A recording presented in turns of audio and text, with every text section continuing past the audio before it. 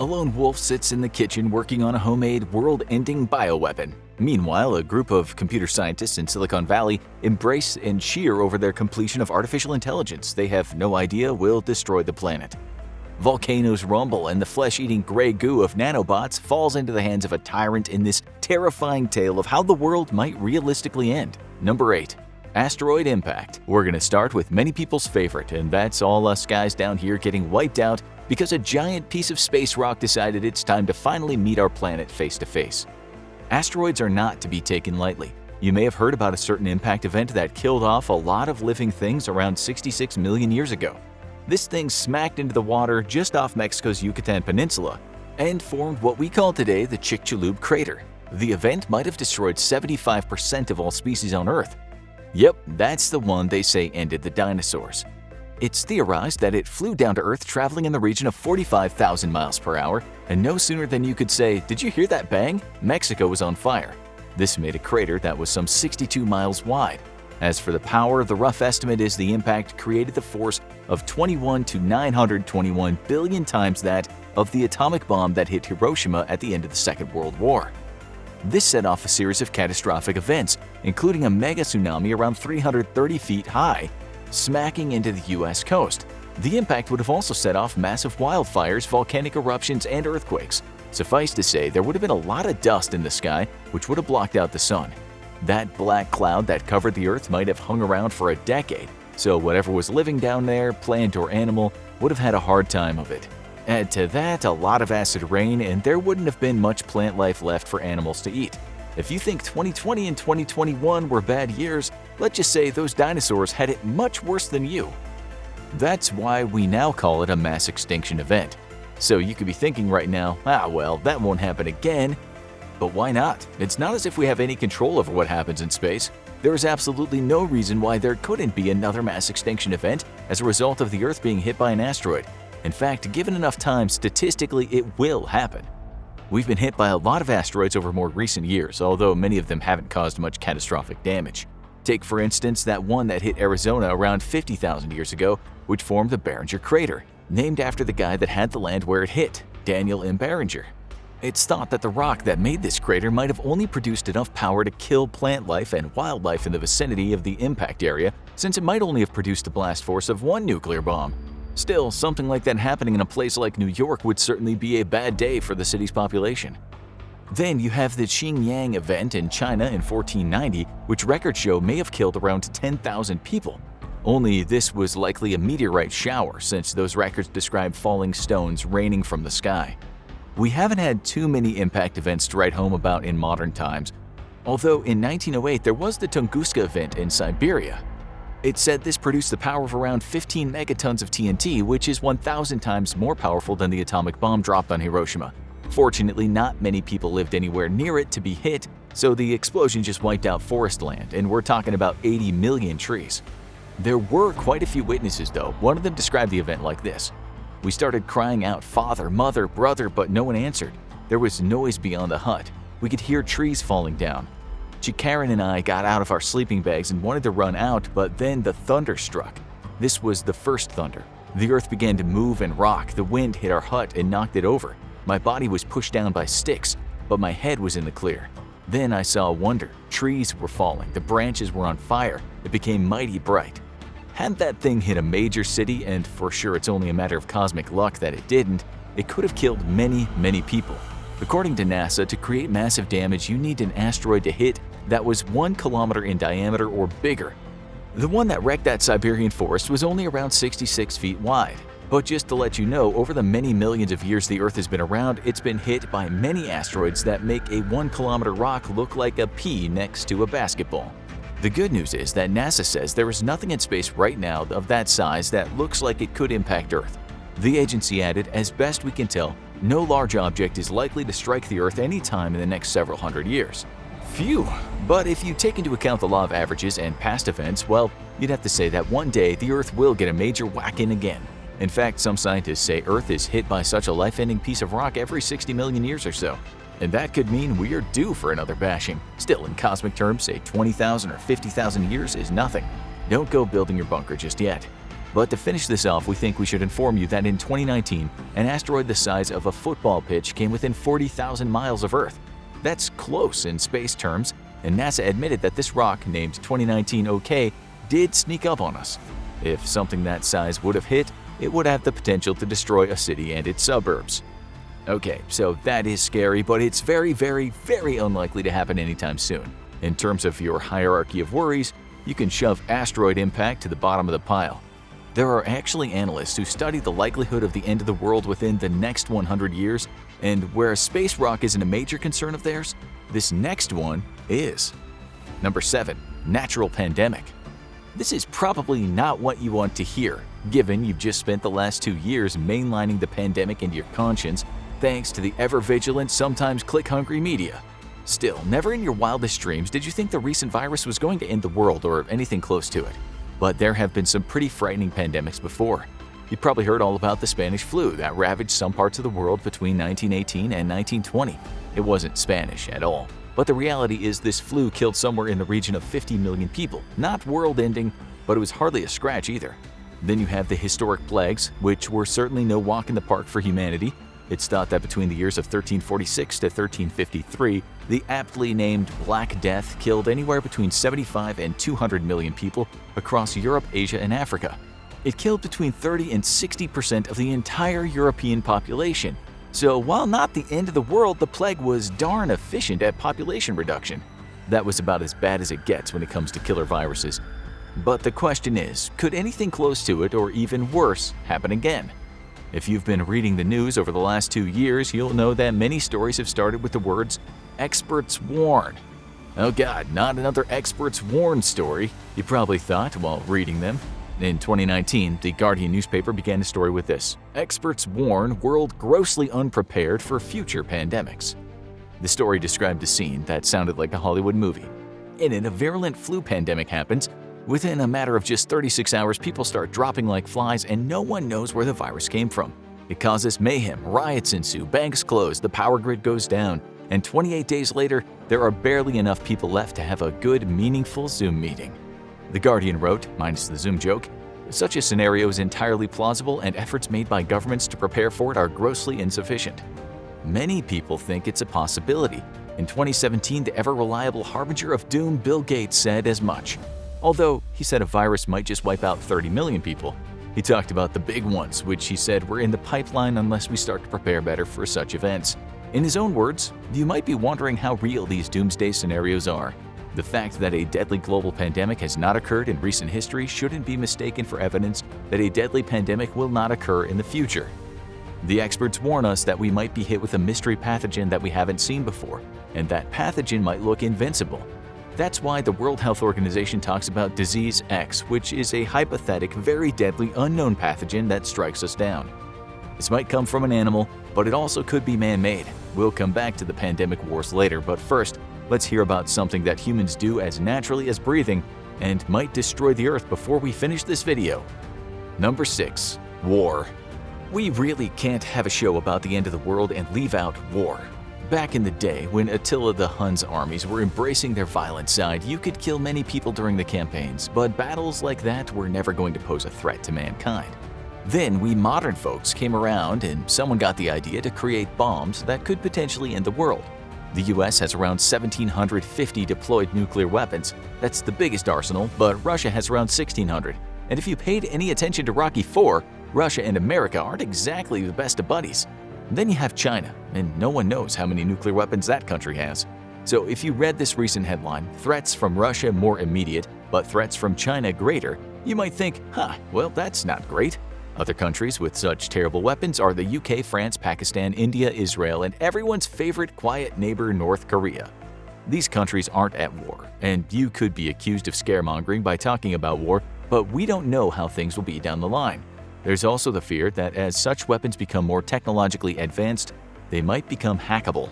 According to a scientist writing for the BBC, even if every single nuclear bomb was fired and hit a target, it would not destroy the Earth or humanity. Still, 14,900 nuclear warheads of varying killing power would make a dent in the human population, perhaps killing up to 1 billion people within the first hour of the blasts. Then you have the radiation sickness, which would finish off many millions more. But that would just be the start, because those bloodthirsty generals would want more blood. The war would continue. And what if every weapon at a country's disposal was used? All-out war could be almost world-ending. Using a theoretical scenario, some scientists have said that the detonation of all nuclear weapons could create such a mess that people would not be able to survive in the aftermath. Slowly, they'd get hungry and sick and die. There would be raging fires in cities, and the soot in the sky blocking out the sun could kick off a nuclear winter. One scientist named Alan Robock, who took the temperature drop of a nuclear winter seriously, said this could end life on Earth. What if we built bigger bombs, those known as doomsday devices? The ones we dropped in the past were pretty weak compared to modern ones.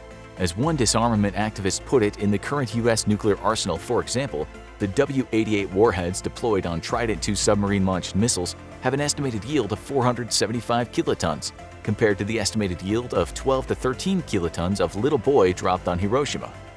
In 1979, the Office of Technology Assessment in the U.S. tried to estimate the damage that would happen if just the U.S. and the Soviet Union fired all their weapons at each other, with the prediction being that 35 to 77% of all people in the U.S. would perish and 20 to 40% of the people in the Soviet Union would die. That was with the older bombs. So, in the words of the band REM, this war would be the end of the world as we know it. But we reckon there would be some folks that get through it by living in their 6-star bunkers for a decade or two. As much as this certainly is a real threat, we still don't think any world leader would want to initiate global destruction. Let's just hope those weapons never become hackable. Now we need to talk about artificial intelligence. A world ender if ever we've seen one. Number 5. AI. Many of you will have heard the name Nick Bostrom. He's an expert on artificial intelligence, and he's been outspoken for a long time regarding the existential threat it poses. Like Elon Musk, he believes that a kind of superintelligent AI could wreck the world in a similar fashion to how it was done in the Terminator franchise. On his own website, he talks a bit about the various world-ending scenarios, including a far-out one in which everything in a world is just a simulation, a la The Matrix, and for some reason, whoever programs that simulation decides they're done with it and shuts it down. As for AI, he says we might program it badly, that it leads to utter destruction. In his own words, he says, "When we create the first superintelligent entity, we might make a mistake and give it goals that lead to annihilating humankind, assuming its enormous intellectual advantage gives it the power to do so." As an example, he asks, what if we gave this intelligence a mathematical problem, but that problem was so hard it had to turn all the matter in the solar system into a giant calculating device and by doing so, kill us all? Other people have said, what if we told this AI to create a program to ensure the future safety of our planet, but then the AI decides that the only way to do that is get rid of us humans? Musk has similar worries, saying that we might one day create what he called an AI immortal dictator. He said at least when there's an evil dictator, that human is going to die, but for AI there would be no death, it would live forever, and then you'd have an immortal dictator from which we can never escape. This intelligence might just decide that we humans are not needed down here. Why it does that, we don't know, but if it does, we won't have a chance. Musk explained it like this: it's just like if we're building a road and an anthill just happens to be in the way. We don't hate ants, we're just building a road, and so goodbye anthill. The main concern about AI centers around what some people call an intelligence explosion, meaning we create some AI that is able to improve itself, and so becomes way more powerful than we expected it to in a short time. In Bostrom's words, when it comes to AI, we're like kids playing around with a bomb. He said, we have little idea when the detonation will occur, though if we hold the device to our ear, we can hear a faint ticking sound. He, Musk, and Bill Gates all believe that even though right now the AI we create couldn't cause much damage, the explosion is possible. Once that happens, what the AI might want could be very different from what humans want. Bostrom explained that the AI's goals might be incompatible with human survival, not because the AI is evil, it's a computer, it doesn't have feelings. He gives this amusing but scary example. Consider a superintelligent agent that wanted to maximize the number of paperclips in existence, and that was powerful enough to get its way. It might then want to eliminate humans to prevent us from switching it off, since that would reduce the number of paperclips that are built. It might also want to use atoms in our bodies to build more paperclips. It may seem silly to talk about a world ending over some paperclips, but in reality, any number of goals could lead to the destruction because the AI just wants to do its job as best it can. This is why we have to be so careful about programming it. Quite a lot of scientists scoff at such a doomsday scenario, and they say we have many other bigger issues to contend with. But some of those issues might be, say, getting rid of viruses or solving some of the world's environmental problems. This is the very reason why we are in the process of trying to develop computer programs that can do that. And we're getting better and better at it. Bostrom believes that we will succeed in developing super intelligent computers sometime around the middle of this century. And if that becomes the reality, we might solve those aforementioned problems, but the Pandora's box we've opened might just end us too. Maybe now you're thinking, okay, simple, just turn the damn thing off when it gets too big for its boots. Bostrom had this to say about that scenario. A free-roaming, super-intelligent agent would presumably be able to anticipate that humans might attempt to switch it off, and if it didn't want that to happen, take precautions to guard against that eventuality. Lastly, the great physicist Stephen Hawking stood behind what Bostrom is saying. Hawking agreed that soon AI could very well help us to end disease and poverty, but he also said the development of full artificial intelligence could spell the end of the human race. Hawking added, "We cannot quite know what will happen if a machine exceeds our own intelligence, so we can't know if we'll be infinitely helped by it or ignored by it and sidelined or conceivably destroyed by it." Okay, now for something a bit more down-to-earth but equally frightening. Number 4. Supervolcano. In 2019, an article in the New York Times read, "A giant volcano could end human life on Earth as we know it." Life is really starting to feel tenuous right now. The article talks about the Yellowstone supervolcano, which gets an 8 out of 8 points in the Volcanic Explosivity Index. Still, the good news is it's only erupted 3 times in the last 2.1 million years, with the last one being some 640,000 years ago. If it went off tomorrow, the earthquakes would mean massive eruptions of magma and everything for miles around being buried in lava.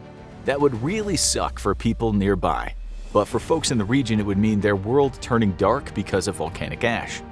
Those ash clouds would keep moving all over the US, and the result of that would be massive contamination of soil and the possibility of the power grid going down. Outside the US, there would also be mayhem. The article in the Times explained, over the short term, as the toxic cloud blocked sunlight, the global average temperatures could plunge significantly and not return to normal for several years. Rainfall would decline sharply. That might be enough to trigger a die-off of tropical rainforests. Farming could collapse. The newspaper cited a report written by some European scientists who said the Yellowstone supervolcano going off would become the greatest catastrophe since the dawn of civilization.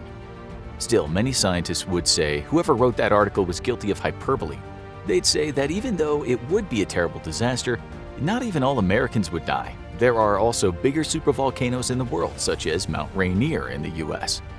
For sure, a volcanic eruption with its ash clouds could cause many humans to suffer over a long period of time, but one eruption wouldn't end the human race.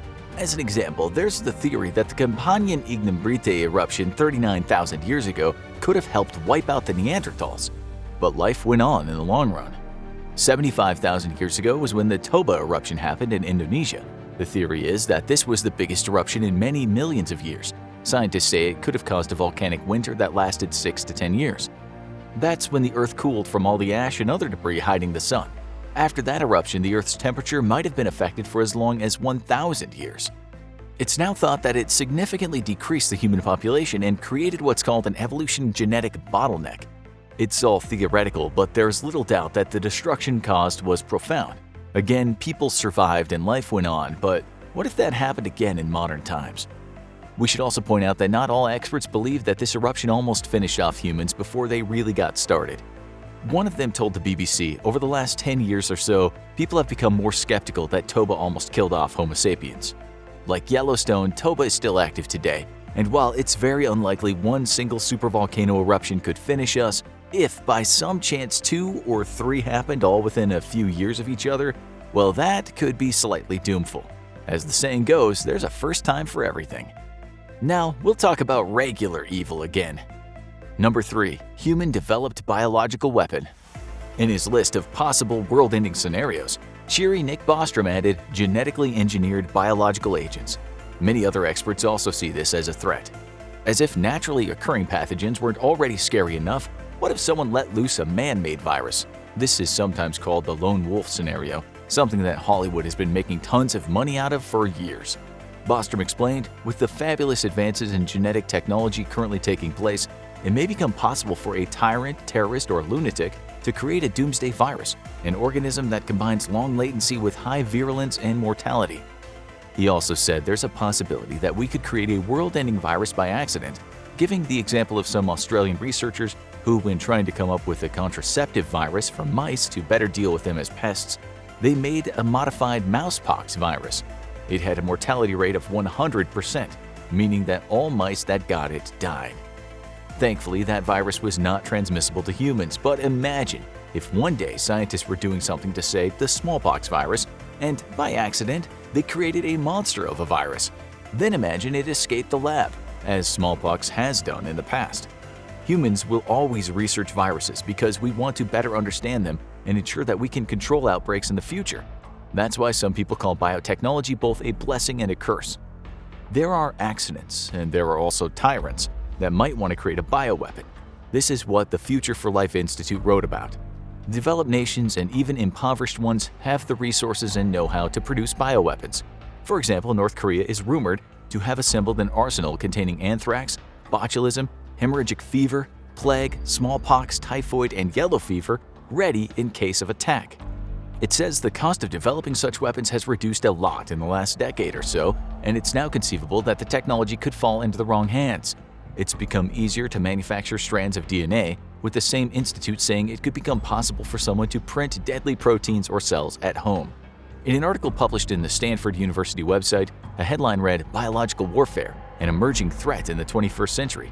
In it, Stephen Block, a professor of biological sciences and applied physics, said he is certainly scared of the wrong kind of people getting their hands on something as terrifying as the smallpox virus and then letting it loose on the population. Block said, "We're tempted to say nobody in their right mind would ever use these things, but not everybody is in their right mind." He talked about his greatest fear, which is these people developing their own kinds of superviruses. This is sometimes called black technology and means the use of genetic engineering to make viruses more virulent. If such bad people can get their hands on the genetic maps of pathogens, Block says they might be able to create an extremely virulent strain of a virus. With genetic editing tools, perhaps they can make something that renders our vaccines useless. This could end the world. It's a long shot, but it is certainly a cause for concern.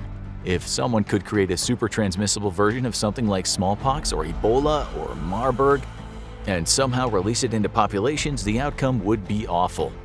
In fact, the virus with the highest fatality rate is the rabies virus. The WHO says once clinical symptoms appear, rabies is virtually 100% fatal.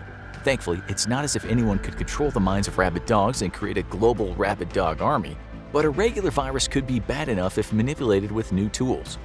Humans have invented something called CRISPR-Cas9 technology, which enables geneticists to edit parts of the genome. In the wrong hands, could a flu virus be created that mankind could not overcome? The answer is it is not totally implausible.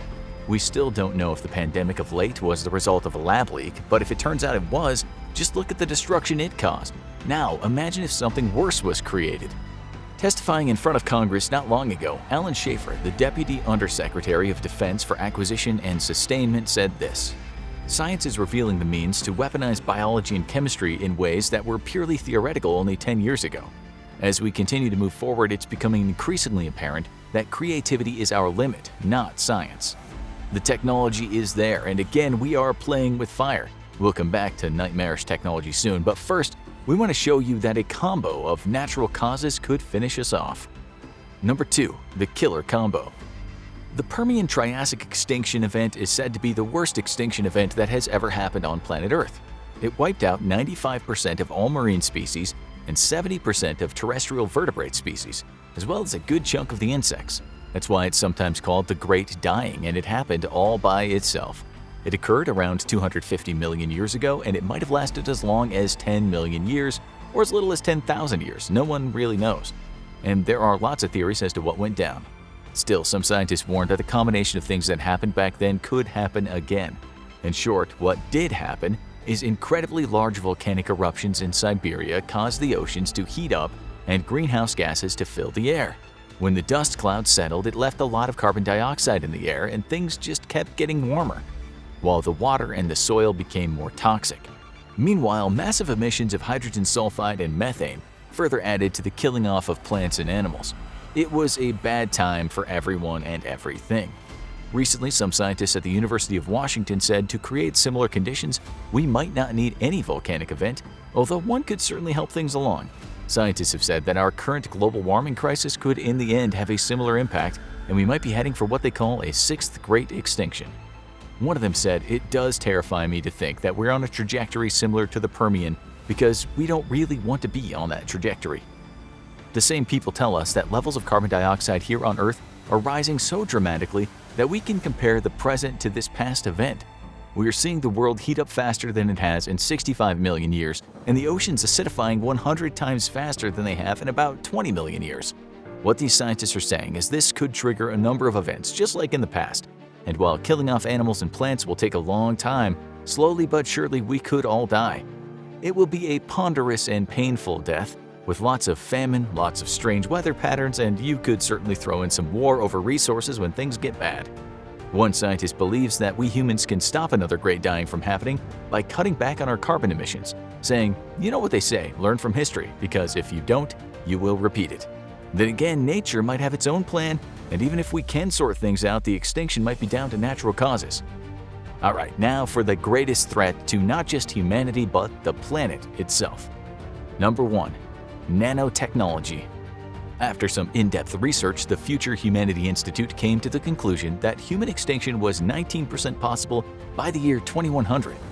Ahead of war and AI and viruses, there was something called molecular nanotechnology weapons, which you must admit sounds pretty fascinating. First of all, some of you might not even know what nanotechnology is. Basically, it means the understanding and construction of things at the molecular level. Nano comes from a Greek word meaning dwarf, so nanotechnology means the tech of very, very small. Just to make this clear, when we talk about nanotechnology, we're referring to something smaller than 100 nanometers. In just 1 inch, there are 25,400,000 nanometers. This technology is the next big thing. It's next generation. A tech that will improve medicine, aerospace, energy, transportation, how we construct buildings, electronic devices, and cars and planes. It will make the products you use stronger and last longer. As one expert put it, nanotechnology will replace our entire manufacturing base with a new, radically more precise, radically less expensive, and radically more flexible way of making products. It is the future, but it also has the potential to do bad things. Scientists tell us that when we can manipulate the molecular machinery of life, we are at risk of creating a catastrophe. Researchers working with nanotechnology have warned us that the technology, while brilliant at creating benign applications, might also be used to make weapons of mass destruction that the world has never seen. Like with artificial intelligence, when we see breakthroughs in nanotechnology, we are well aware that we are playing with fire. By using molecular manufacturing methods, we will almost undoubtedly create nanotech weaponry that could lead to an arms race similar to what we saw with the atomic bomb. As pessimistic as that sounds, you have to remember that we humans never ignore a good technology's potential to do great harm. Even if we don't want to do harm, we will create the weapons just because we think other countries will do just that. Basically, the creation of these new weapons is inevitable, and that's why so many people are now saying they are a major risk in terms of the end of the world. While you haven't been paying attention, governments of the world have been thinking about such weapons. You've likely never heard of the theoretical mini-nuke, a bomb that could weigh just a few pounds and could have the destructive capacity of any large-scale nuclear weapon we've seen so far. A handheld nuke would be bad news.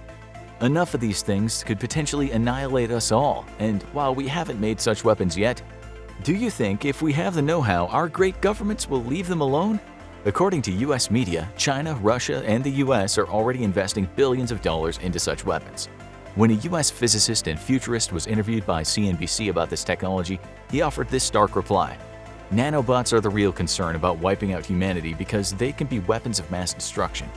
If it's not bad enough that governments want to exploit this tech for the common bad, there's also the risk that terrorists and tyrants might get hold of the nanotechnology. That physicist also pointed out that such weapons could act like insects. So on your way to work, you feel this prick on your arm, and the next thing you know, you're frothing at the mouth. Such tech could certainly come in handy if you want to take out a president. If it all sounds a bit too Black Mirror for you, the US Army Research Laboratory has already created tiny drones that look like insects. Just imagine what you could do with one of those if it was carrying poison. Imagine if thousands of them were released on a community and to the onlooker's eye they just looked like mosquitoes. It's no joke at all. A physicist called them the most horrific near-term nanoweapons, while researchers at Cambridge University announced at a conference way back in 2008 that these things pose one of the biggest threats in human history regarding the complete destruction of every man, woman, and child. Those researchers said there was a 5% chance that even a nanotechnology accident could kill 1 million people by that date. They also said there was a 10% chance that 1 billion people could die from nanotech weapons. So, in short, if the point isn't clear enough to you already, those who understand are mighty concerned about what humans might create using this molecular engineering. We just mentioned accidents. Now we'll expand on that. Let's imagine we've created some tiny insects that do great things, such as fly en masse to try and fix a sinking ship. Maybe we get so far in the development that these things are so small and so skilled they can also go inside your body and stop internal bleeding or even prevent cancer cells from replicating. This is the future and it could be an amazing place. But the dream of nanobots making the world a better place has a corresponding nightmare. That is, we lose control of them. One person writing about this provided an example scenario. There's a massive oil spill, so we send in the nanobots to go and break down all those harmful hydrocarbons. But those nanobots are highly advanced, so they can self-replicate, and like an unending swarm, they not only eat the hydrocarbons, but they feast on pretty much anything in our natural world. That's it. Game over. This is called the gray goo scenario, with the swarm of nanobots being the goo. They devour everything in their path and humans are unable to stop them since they replicate so fast. If you could somehow program them to do the devouring, you could use the technology as a weapon of mass destruction. This dystopian tale is so far one of science fiction, and these days scientists will tell you that such a thing shouldn't ever happen. But they will also tell you that when we start messing with nanoparticles, we are walking into an extremely high-risk area. That's why governments are already thinking about the ethics of nanotechnology and why rampant nanomachines are taken seriously. But even if you don't buy into swarms of tiny machines getting up your nose and eating your insides, you should give some thought to the very down-to-earth concern of governments using these machines to spy on you. They'd also be pretty good at breaking up crowds of protesters. Now you need to see what happened when one man lived through it all, and why it would suck to live through the end of the universe. Or have a look at Science Experiment Proves Afterlife is Real.